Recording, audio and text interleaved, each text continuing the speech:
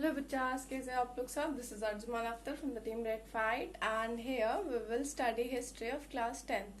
I hope you all remember the chapter. The chapter is the nationalism in Europe. ठीक है, ये chapter में हमने मोरलेस हाफ से भी ज्यादा हमने सारे एक्सप्लेनेशंस कर दिए, सारे टर्म्स आपके क्लैरिफाई हो गए. Only one topic is left, that is imperialism and nationalism. Sorry, nationalism and imperialism. ठीक है, आज आपको मैं वो एक्सप्लेन करूंगी. ठीक है, इस टॉपिक एक्सप्लेनेशन के बाद आपका चैप्टर फिनिश हो जाएगा and after that we will move on to the question answer session. ठीक है, so let get started.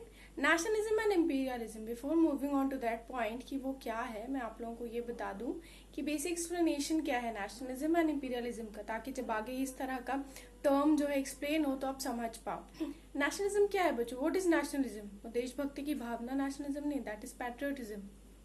Nationalism क्या है? Nationalism is identification of its one own Nations. एक आइडेंटिफिकेशन, एक पहचान उसके खुद के देश की, जो उसके इंटरेस्ट को, उसके प्रोग्रेस को सपोर्ट करता है. नेशनलिज्म क्या है? नेशनलिज्म एक आइडियोलॉजी है, एक मूवमेंट है, एक फीलिंग है ऑफ लॉयल्टी टू, लॉयल्टी वाली फीलिंग है टुवर्ड्स देयर कंट्री. ठीक है, उसको हम लोग नेशनलिज्म कहते हैं. अपने देश के बेहतरी के लिए, बेनिफिट के लिए कुछ सोचना, उसके लिए अपनी जान देना, खुद को सैक्रिफाइस करना, अपने देश को बचाना, ये सारी फीलिंग जो है वो नेशनलिज्म है. But when it comes to imperialism, उसका अपोजिट हो जाता है. इम्पीरियलिज्म क्या है? ब्रिटिश टाइम पीरियड से ये वर्ड आया है हमारे पास, या फिर ये पॉलिसी आई है. ब्रिटिश टाइम पीरियड से पॉलिसी, तो ऑब्वियसली इसका मतलब होगा extending of power. Simple language में इम्पीरियलिज्म बच्चों एक पॉलिसी है, एक प्रैक्टिस है जो उस टाइम पीरियड में हुआ करता था to extend their power and domain. Sorry, dominion. Dominion मतलब द एरिया ऑफ कंट्रोल. अपनी ताकत को रूट अप करने के लिए इम्पीरियलिज्म का फैक्टर यूज होता था. मतलब कि अगर उन्हें पता है कि वो बेटर है, सुप्रीम है, तो दे वांट अदर कि वो उनकी बातें सुने, एरिया वो कंट्रोल कर सके, हर लोग को काबू कर सके और अपनी ताकत का डंका बजा सके. ये जो चीज है ना, ये इम्पीरियलिज्म है. अपनी बात को किसी के ऊपर फोर्सफुली थोपना और फिर उसे कन्विंस करना कि वो भी वही करे, उसे डोमिनेट करना, उसे उस चीज को कंट्रोल करना, that thing is called imperialism. इसका सबसे बेस्ट एग्जाम्पल है आपका when British India came to India. British East India Company जब इंडिया आई थी तो क्या था, इंडिया की हर चीज पे उन्होंने अपना डोमिनेशन जमा लिया था. इवन यहाँ की कल्चर पे भी, यहाँ के लैंग्वेजेस पे भी, every single sort of field पे ब्रिटिश लोगों का धाक था. तो वो क्या है? इम्पीरियलिज्म. उन्होंने अपनी सुप्रीमेसी को, अपने लेगेसी को हम इंडियंस पे क्या किया? थोपा. और हम इंडियंस को चाहा कि हम उन्हें फॉलो करें. जो फॉलो करते थे वो उनके साथ ठीक थे, जो नहीं थे वो बाकी क्या थे? सर्वेंट्स थे, गुलाम थे. और नेशनलिज्म बच्चों हर जगह पे नेशनलिज्म मौजूद है. फॉर एग्जाम्पल, अगर कभी भी, बहुत बेसिक एग्जाम्पल है, आप लोग कोई स्पोर्ट्स ओथ देखते हो या स्पोर्ट्स कोई चैनल देखते हो, या मान के चलो जो हमारा ओलंपिक्स होता है, तो उसमें क्या होता है, हर देश का अलग अलग होता है. लेकिन जब इंडिया का टाइम आता है, इंडिया का फ्लैग होस्ट होता है, तो नेशनल एंथम बजता है या इंडिया का वो song, patriotic song, that is nationalism. फिर हम खड़े होते, why we stand? Because we respect our country, we contribute to our country. वो सब क्या है? नेशनलिज्म. वो नेशनलिज्म वाली फीलिंग है. हम अपने एथलीट्स को सपोर्ट क्यों करते हैं? वाई? हम इंडियंस को सपोर्ट क्यों करते हैं? वाई? हम अमेरिकन, कैनेडियन, अल्फैन, किसी अफ्रीकन किसी को भी कर सकते हैं. Why not? Because we have that nationalism feeling in us. तो आपको डिफरेंस समझ आ गया? ठीक है, कोई चीज का होना, पसंद होना, उसके बेटरमेंट के लिए काम करना, वो नेशनलिज्म. लेकिन उस पसंद को कि वही बेस्ट है, दूसरे पे थोपना कि वो भी उसे पसंद करे, डोमिनेट करना उसे, वो इम्पीरियलिज्म है. ठीक है, तो यही चीज अब हम समझेंगे कि what this factor terms in term, आगे जो भी एक्सप्लेनेशन होगा. ठीक है, जब बात करते हैं हम लोग बच्चों नेशनलिज्म और इम्पीरियलिज्म की, तो एक टाइम पीरियड था जब एक रीजन इससे बहुत ज्यादा इफेक्ट हुआ था और पूरा का पूरा एम्पायर, जिसकी वजह से नेशनलिज्म और इम्पीरियलिज्म का फैक्टर ड्रॉप और इमर्ज हुआ था. कैसे? एक टाइम पीरियड था जब बाल्कन्स थे ना, बाल्कन्स रीजन जो है, बाल्कन रीजन जो है बहुत स्ट्रेस रीजन हो गया था, बहुत डिस्प्यूट, बहुत कॉन्फ्लिक्ट्स वाला एरिया बन गया था. बाल्कन्स रीजन एक ऐसा था जहां पे बस चिंगारी की जरूरत है, फिर लोग भड़क उठते थे, इस तरह से कि लोगों का मानना था कि वन टाइम पीरियड एक ऐसा टाइम आया जब it leads to a world war. इस तरह के कॉन्फ्लिक्टेड एरिया थी, इस तरह का टेंशन माहौल था, वो इस तरह का स्ट्रेसफुल माहौल था, बस्टेड एरिया था पूरा रीजन. वाई? बाल्कन्स रीजन ऐसा क्यों बना? पहले मैं आप लोगों को बता दूं बाल्कन्स है क्या.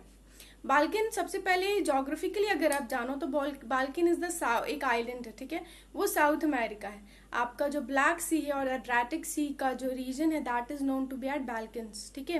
बाल्कन रीजन को कहा जाता है एथनिक रीजन के नाम से जाना जाता है। एथनिसिटी उस कंट्री में आपको मिलेगी, वहाँ स्टेट्स में मिलेगी आपको। अभी के दौर में अगर आपको जानना है बाल्कन्स कहाँ क्या क्या है बाल्कन्स, तो आपका ग्रीस हो गया, मैसिडोनिया हो गया, रोमानिया हो गया, अल्बानिया हो गया, ये सारी जितनी भी कंट्री हैं, स्लोविया, ये सारे जितने भी अदर रीजन्स है, सारे स्टेट्स है, ये सारे क्या है, these all the modern comprising of Balkans region, ठीक है। ये सारे अभी के हमारे बाल्कन्स रीजन है। तो बाल्कन रीजन ये है आपका। रीजन में ऐसा क्या हुआ जो इंपीरियलिज्म और नेशनलिज्म दोनों फैक्टर साथ में जुड़े, ऐसा कुछ हुआ बच्चों की वाई बाल्कन स्ट्रेस्ड आउट क्यों हुए, ऐसा क्या हुआ बाल्कन रीजन में जो बाल्कन्स इतने ज्यादा कॉन्फ्लिक्टेड एरिया बन गया, जो बाल्कन्स वहां पे वैसे बन गए। और हाँ, बाल्कन्स में रह रहे लोगों को जो इनहेबिटेंट्स थे, जो वहाँ के नेटिव पीपल थे, उन्हें स्लैव्स कहा जाता था, ठीक है। तो स्लैव्स की मेंटालिटी क्या थी, बाल्कन इस तरह का रीजन कैसे बना। बाल्कन का जितना भी रीजन है बच्चों that is under the control of Ottoman Empire, ठीक है। ऑटोमैन एम्पायर के अंडर कंट्रोल आता था सारा बाल्कन रीजन, और जितना भी छोटा छोटा अदर रीजन से सारे के सारे रीजन्स कहाँ आते थे, ऑटोमैन एम्पायर के अंडर में। तो रूलिंग किसकी थी, ऑटोमैन एम्पायर की थी, इस बात को हमेशा याद रखिएगा। बाल्कन रीजन में रूलिंग किसकी थी, ऑटोमैन एम्पायर की रीजन थी। और बहुत बाल्कन मतलब कि large part of that area जो भी था वो ऑटोमैन एम्पायर के कंट्रोल में था, वहां उन्हीं की डोमिनेशन चलती थी, उन्हीं की बातें होती थी, वहां शासन किसका था, ऑटोमैन एम्पायर का। फिर क्या हुआ बच्चों, जब सब अलग अलग नेशनल स्टेट्स बनाने लगे, जब यूनिफिकेशन होना शुरू हुआ 1871 में, तो बहुत सारे चीजें हैं जो चेंज हुई। जब यूनिफिकेशन के बाद सबने अपना अपना अलग अलग नेशनल स्टेट्स फॉर्म करना, मतलब सब में नेशनलिज्म की फीलिंग जागी, सबने अपने आप को मोनार्की सिस्टम से फ्री करके एक नेशनलिज्म वाली फीलिंग के दौरान खुद को नेशनल स्टेट घोषित कर दिया, ठीक है। लेकिन बाल्कन्स में इसी का उल्टा हुआ, जब ये सारे नेशनल स्टेट्स फॉर्म हो गए ना, तो फिर इसके बाद सब अलग अलग रीजन्स फॉर्म हो गए, सब इंडिपेंडेंटली रूल अप करने लगे, लेकिन अभी भी बाल्कन्स को ऑटोमैन एम्पायर ही रूल करता था। इसके बाद बाल्कन रीजन और ऑटोमैन एम्पायर की बाकी अदर जितने भी रीजन थे, उन लोगों ने बहुत मेहनत करी ड्यूरिंग दिस 17, 18 एंड 19 सेंचुरी, कि वो खुद को स्ट्रेंथन कर सके, स्ट्रॉन्ग कर सके। बहुत सारे मॉडर्नाइजेशन के थ्रू, बहुत सारे इंटरनल रिफॉर्म्स के थ्रू बाल्कन रीजन ने खुद को स्ट्रॉन्ग करने की कोशिश की। लेकिन 19 सेंचुरी आते आते वहां पे ऑटोमैन एम्पायर क्या हो गया, वीक हो गया। ये सारे मॉडर्नाइजेशन रिफॉर्म्स ये सब कुछ क्या हो गया, उनके ऊपर उल्टा पड़ गया और वो लोग वीक हो गए। क्यों वीक हुए, वाई ऑटोमैन एम्पायर कमजोर कैसे हो गया, क्योंकि वो बाकी रीजन्स उससे हटते चले गए। जब ये बाल्कन रीजन जब इंडिपेंडेंट हुई ना सारी की सारी, तो ये लोग एक दूसरे से जेलस होने लगे, एक रीजन दूसरे रीजन से जेलस होने लगा, उनमें फीलिंग आने लगी कि अब हम पावरफुल हो गए, तो वो चाहते थे कि वो दूसरे एरिया को भी कंट्रोल करें। अपने पावर का इस्तेमाल वो चाहते थे, वो खुद को और एक्सटेंड करना चाहते थे। यहां तक तो अभी नेशनलिज्म थी, जहां तक बच्चों इंडिपेंडेंट स्टेट फॉर्म हुआ, अब वो लोग इंपीरियलिज्म ड्रॉप इन कर रहे थे। वो क्या चाहते थे, बाल्कन रीजन भी ये चाहता था कि अब वो क्या हो, अब वो किसी के डोमिनेशन में ना रहे, कोई एरिया किसी उनके अंडर कोई कंट्रोल में ना रहे। जितने भी छोटे छोटे, ना सिर्फ बाल्कन रीजन, अदर जितने भी रीजन थे, वो सब क्या चाहते थे, अब वो इंडिपेंडेंटली फॉर्म हो चुके हैं, सारे के सारे नेशनल स्टेट्स फॉर्म हो चुके हैं, अब वो खुद को सुप्रीम प्रूफ करते, और उसके बाद वो चाहते कि वो दूसरे रीजन को भी कंट्रोल करे, उनकी बात दूसरा रीजन भी सुने। तो यहाँ पे पावर का राइवलरी स्टार्ट हो गया। हर दूसरा रीजन दूसरे रीजन पे इंडल्ज होना चाहता था, डोमिनेट करना चाहता था। व्हाट, यहाँ पे इंपीरियलिज्म आने लगा। क्यों, क्योंकि जो unification of Italy and Germany थी दैट हैपेंड इन 1871, उसके बाद क्या हुआ, यूरोप में पावर डिस्ट्रीब्यूशन थोड़ा डिस्टर्ब हो गया। उन लोगों को इस चीज से बहुत ज्यादा क्या मिला, रीजन मिला, they find it a reason.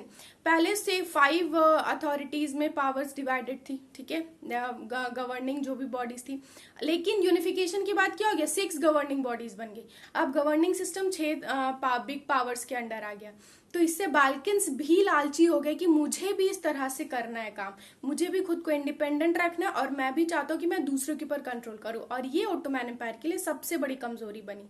इसका फायदा किसने उठाया, सबसे बड़े हमारे सारे के सारे इंपीरियल लोगों ने, इंपीरियल कंट्रीज कह सकते हो। The very first name of this imperial is Europe. Austria, Russia, ये सबको अभी साइड रखो। यूरोप आई यहाँ पर, यूरोपियंस यहाँ आ गए, ठीक है। यूरोपियंस यहाँ आ गए, और यूरोपियंस यहाँ आने के बाद सबसे पहले उन लोगों ने अपना सेक्ट स्टार्ट कर दिया। यहाँ पे धीरे धीरे तुम कह सकते हो कि इंपीरियलिज्म जो है ना वो लोगों के ऊपर हावी होने लगी। लेकिन कुछ बचे कुछ ही लोग थे जिनके अंदर नेशनलिज्म की फीलिंग थी, नेशनलिस्ट एस्पिरेशंस अभी उन लोग में था। लेकिन इस बात पावर डिस्ट्रीब्यूशन के बाद यूरोपियंस का भी जो दिमाग था ना, वो जो लिबरल डेमोक्रेटिक जो दे रखी थी सबको नेशनल स्टेट्स फॉर्म होने के बाद, उनका वो मेंटालिटी चेंज होने लगा। अब उन्हें क्या चाहिए था? इंपीरियलिज्म चाहिए था। वो प्रिंसिपल जिसके ऊपर अलग अलग रीजन्स को उन लोगों ने काम करने के लिए छोड़ दिया था, अलग अलग रीजन्स को पावर डिस्ट्रीब्यूट कर दिया था, उनका दिमाग चेंज हो गया। अब उन्हें लेगेसी चाहिए थी।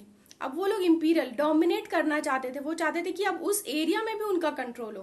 तो इंपीरियल यूरोपियंस क्या हो गए, यहाँ पे जो आपस में छोटे छोटे रीजन्स एक दूसरे से कोलैप्स कर रहे थे, कॉन्फ्लिक्टेड हो रहे थे, जिसकी वजह से बल्कान्स इसमें सबसे ज्यादा स्ट्रेसफुल था, क्योंकि इसमें सबसे ज्यादा वर्किंग बल्कान्स कर रहा था। बल्कान सबसे ज्यादा छटपटा रहे थे कि वो बाकी रीजन्स को अपने कंट्रोल में कर ले, ठीक है। जैसे कोई स्टूडेंट हमारे क्लास में होते ही हैं, अगर वो बहुत अच्छे टॉपर होते हैं या गुड रैंक होल्डर होते हैं, तो वो चाहते हैं every single student of the class वो उनकी बात सुने, उनकी बात उनके हिसाब से करे, उनके हिसाब से नोट्स बनाए। ये बहुत रेयर होता है कि कुछ स्टूडेंट खुद को सुपीरियर फॉर्म करने लगते हैं। तो वही चीज यहाँ पे यूरोपियंस करे थे। तो यूरोप ने क्या किया, जितने भी बाकी कुछ बचे लोग थे जिनके अंदर नेशनलिज्म की फीलिंग थी, उनको मैनिपुलेट करना शुरू कर दिया, ताकि वो अपना इंपीरियल जो डिजाइन, जो इंपीरियल सिस्टम, उसको यहाँ पे रूट अप कर सके। तो धीरे धीरे ओटोमैन एम्पायर की जो मेंबरशिप थी वो कमजोर होती चली गई। सब लोगों के दिमाग में ये आ गया कि हमें एक दूसरे को कंट्रोल करना है। सब अपने पावर को हैंड ओवर करके एक दूसरे को डोमिनेट करना चाहते थे कि मुझे पावरफुल होना है और मुझे उनके ऊपर डोमिनेशन करना है, जिसकी वजह से इस पूरे ओटोमैन एम्पायर में पावर राइवलरी स्टार्ट हो गई। सब जगह लोग एक दूसरे ताकत की वजह से एक दूसरे के दुश्मन बन गए। ताकत के मतलब होता है ना सत्ते की, सब लोगों को लालच लग गई। नॉर्मल लैंग्वेज में सीट होता है ना, पावर, ताकत वैसे भी बहुत बुरी चीज होती है।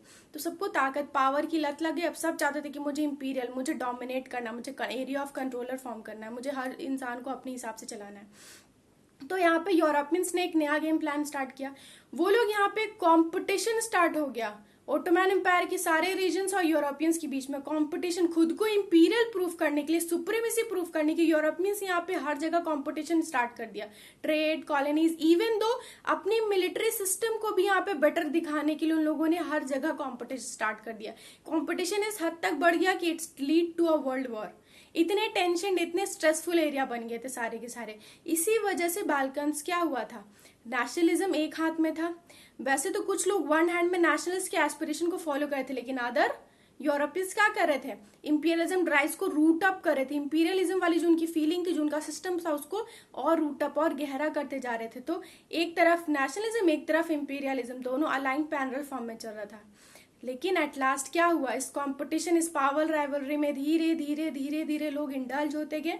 लेकिन लास्ट में यूरोप क्या हो गया, क्लैश हो गया, यूरोपियंस क्लैश हो गए, इंपीरियलिज्म डूब गया। वहां पे एक डिजास्टर्स उन लोगों की कह सकते हैं हार हुई, मुंह तोड़ जवाब मिला सबको। इसकी वजह से, क्योंकि हर स्टेट में इंपीरियलिज्म होने लगा हर जगह, बहुत सारे अदर स्टेट्स ने, बहुत सारे अदर रीजन्स ने ये सोचा, दिस अगर यही सिचुएशन आगे बढ़ती रही, हम कभी प्रोग्रेस नहीं करेंगे, कभी आगे नहीं बढ़ेंगे, क्या ट्रेड, क्या कॉलोनीज, कुछ नहीं बसेगा, ठीक है, कोई एम्पायर नहीं बचेगा। तो इसको खत्म करने के लिए कुछ अदर स्टेट जिनके अंदर नेशनलिस्ट की भावना बाकी थी, उन लोगों ने एंटी इंपीरियल मूवमेंट स्टार्ट कर दिया। एंटी इंपीरियल मूवमेंट को स्टार्ट करना बच्चों पहले बहुत मुश्किल था, लेकिन धीरे धीरे स्लोड अप तिनके तिनके से होता है ना, बूंद बूंद से समंदर भरता है, उसी तरह से बूंद बूंद से यहाँ पे धीरे धीरे करते करते नेशनलिज्म वाली फीलिंग थोड़ी और इमर्ज होने लगी लोगों के अंदर। इंपीरियलिज्म थोड़ा ड्रॉप होने लगा। अब वो एक्सटेंशन, पावर राइवलरी थोड़ा कम होने लगी, कंपटीशन कम होने लगा, और फिर धीरे धीरे बहुत स्ट्रगल के बाद नेशनल स्टेट्स फॉर्म होने लगे अपने अपने डोमिनेंट के साथ, अपने अपने डोमेन के साथ। अदर देन वो किसी को उसको रूल अप नहीं करना चाहते थे। लेकिन जैसे जैसे स्टेट्स फॉर्म होने लगा, इंपीरियलिज्म ड्रॉप होने लगा। यूरोपियंस क्या हो गए, जैसे रशिया, ऑस्ट्रिया, ये सब क्या हो गए, एक तरफ अलग हो गए, जहां पे मोनार्की वो लोग चाहते थे, इंपीरियलिज्म चाहते थे। वो एक तरफ हो गया, और नेशनल बाल्कन स्टेट्स के अदर जो थे, जो नेशनलिस्ट वाली फीलिंग थी, वो एक तरफ हो गए। लेकिन लास्ट में नेशनलिज्म सब में इमर्ज होने लगा because of this anti imperial movement. ठीक है, देश में धीरे धीरे कन्विंसिंग होने लगी, लोग नेशनल स्टेट्स फॉर्म करने लगे, धीरे धीरे से, फोर्सफुली से, लेकिन नेशनल स्टेट्स फॉर्म होने लगे। उसके बाद क्या हुआ बच्चों, उसके बाद जब नेशनल स्टेट्स फॉर्म हो गया ना, तो ऑल ओवर होता है ना, जब कुछ होता है तो धीरे धीरे लोग जानना और मानना शुरू कर लेते हैं। तो फिर अदर जितने भी स्टेट्स थे जो आपस में लड़ रहे थे, सब नेचुरली यूनिवर्सल वाइज नेशनलिज्म की फीलिंग सब में एक्सेप्टेड होते गए और नेशनल स्टेट्स फॉर्म होते गए। This is how there is a clash, कि जहां पे इंपीरियलिज्म ड्रॉप हो गया और नेशनलिज्म इमर्ज हो गया। That is why this chapter is named as the rise of nationalism. At the end किसकी जीत हुई, नेशनलिज्म की जीत हुई, और इंपीरियलिज्म यहाँ पे ड्रॉप हो गया। Eight the and naturally universally आप जो भी नाम दो, सब लोगों ने नेशनलिज्म और nation states, independent national states को फॉर्म करना शुरू कर दिया। नेशनलिज्म सबके अंदर आ गई। For development, for progress, they need to have this nationalism feeling. Dominant से कुछ नहीं होता। ठीक है, so this is the chapter, here we end the chapter. ये आपका टॉपिक था। I hope you all understand the topic very well. अगर नहीं आया बच्चों तो if you have any queries this let me know, मैं आप लोगों की हेल्प करने के लिए हमेशा तैयार हूँ। बच्चों, see you in the next class. In the next class हम लोग क्वेश्चन आंसर डिस्कस करेंगे। That is very important part, so be ready with a pen and paper. See you tomorrow बच्चों, बाय बाय।